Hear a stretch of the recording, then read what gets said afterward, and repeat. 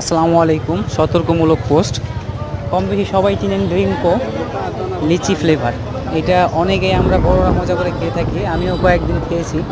তো যাই হোক, এটা খেতে যদিও সুস্বাদু মনে হয়, কিন্তু আসলে এটা খাওয়াটা মারাত্মক, বাচ্চাদের জন্য ক্ষতিকর। অনেকেই এটা বাচ্চাদের খেয়ে খাওয়াতে থাকেন। সো সবাইকে একটু জানিয়ে দেওয়ার জন্য আর কি বললাম।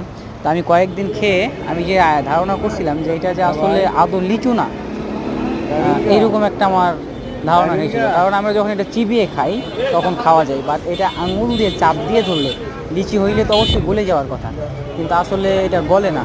তো যা হোক, এটা আমি দেখতে দেখতে একটু এইটার তৈরির প্রক্রিয়া কী কী দিয়ে তৈরি করা হয় সেটা পরে দেখতে গিয়ে দেখলাম এখানে হচ্ছে যে আসলে লিচি লিচি বলে কিছু দেওয়া নেই। এখানে যা দেওয়া আছে সবগুলোই কেমিক্যাল প্লাস কিছু চিনি।